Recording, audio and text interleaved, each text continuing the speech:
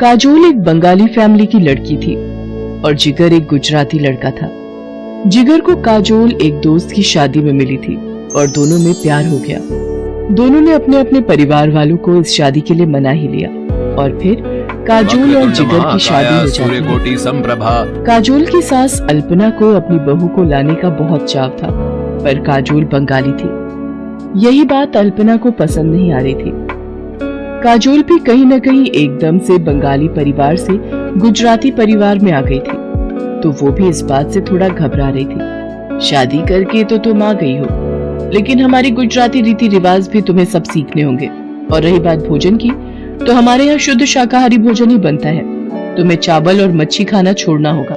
माँ, मैंने काजोल को पहले कह दिया था कि हमारे घर पर शुद्ध शाकाहारी भोजन ही बनता है, और इस बात से काजोल को कोई ऐतराज नहीं है। जिगर की बात सुनकर काजोल कमरे में आकर जिगर से कहती है, तुम्हें तो पता है मछली और चावल मेरे पसंदीदा भोजन में से एक है। अब तुम ही बताओ, मैं ये सब खाए बिना कैसे रहूंगी? आज सुबह भी नाश्ते में मेरा पेट बिल्कुल भी नहीं भरा, वही ढोकला थेपला कैसे खाऊंगी मैं ये सब रोजाना? तुम ही बताओ मिहिर। काजोल, तुम जानती हो ये शादी हम दोनों की सहमति से हुई है, तो हमें इस शादी को आगे बढ़ाने के लिए कहीं ना कहीं तालमेल तो बिठाना ही होगा। अच्छा, मैं ऑफिस निकल रहा हूँ, शाम को जल्दी आ जाऊंगा। मिहिर ऑफिस चला जाता है। ऐसे ही कुछ दिन बीत जाते हैं। एक शाम अल्पना काजोल को कहती है, काजोल, मकर संक्रांति का त्योहार आ रहा है, घर में मेहमान भी आएंगे। इस बार मकर संक्रांति की सारी तैयारी तुम्हें ही करनी है, और हाँ, खिचड़ी का प्रसाद भी तैयार करना है। अब ये सब कैसे करूंगी? मैंने तो कभी ये प्रसाद वाली खिचड़ी बनाई ही नहीं। माँ को फोन करती हूँ।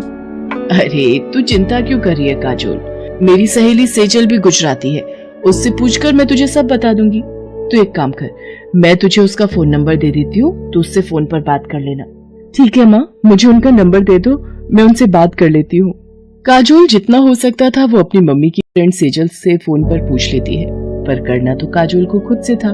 काजोल, मेहमान आने शुरू हो गए हैं, खिचड़ी बनने में अभी कितनी देर है? माँ जी, मैं बस बना ही रही हूँ, जल्दी से तैयार करो, तुम्हारे पास आधे घंटे का समय है। आधे घंटे में खिचड़ी बनकर तैयार हो जानी चाहिए। अल्पना रसोई से बाहर चली जाती है। अल्पना बहन जी, और काजोल बहू नजर नहीं आ रही जी? वो आप सबके लिए खिचड़ी का प्रसाद तैयार कर रही है। अल्पना बहन, तुमने अपनी बहू को बंगाली से गुजराती बना ही दिया। अब क्या करूं, अपने गुजराती रीति रिवाज तो सिखाने ही पड़ेंगे। आप लोग बैठिए, मैं जरा अभी आती हूँ। वो आ गई आपकी बहू। माँ जी, ये खिचड़ी का प्रसाद। खिचड़ी तो बड़ी स्वादिष्ट बनाई है काजोल बहू। हाँ, ये तो सच है, प्रसाद बहुत बढ़िया बनाया है, बिल्कुल गुजराती तरीके से। YouTube पर सही दिखाया था। हींग जीरे का छौंक, हींग जीरे की खुशबू से खिचड़ी और भी स्वादिष्ट हो गई। सब मेहमान बहुत खुश होकर जाते हैं, पर अल्पना अभी भी सुकून में नहीं थी। मुझे पता है, आज तुमने अपनी मम्मी की सहेली से पूछकर और YouTube पर देखकर जैसे तैसे प्रसाद की खिचड़ी बना ली, पर अभी इतना खुश होने की जरूरत नहीं है।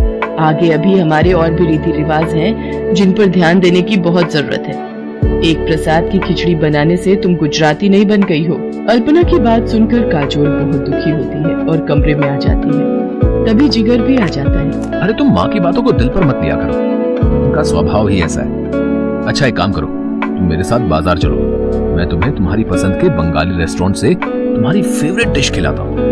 नहीं नहीं, हम बाजार का कुछ क्यों खाएं? क्या तुम मेरे हाथ की बनी गुजराती खिचड़ी नहीं खाओगे? अरे हाँ, मैं तो भूल ही गया था, तुमने तो आज खिचड़ी बनाई है। जल्दी से गरम गरम खिचड़ी लेकर आओ, और ऊपर से थोड़ा देसी घी भी डाल देना। अल्पना और काजोल का रिश्ता इसी तरह से चल रहा था। अल्पना के मन में काजोल के लिए खट्टी मीठी तकरार का सिलसिला अभी भी कायम था। ऐसे ही एक दोपहर अल्पना धूप में अचार और पापड़ सुखा रही थी। तभी उसकी पड़ोसन मनोरमा घबराई हुई आ जाती है। अरे अल्पना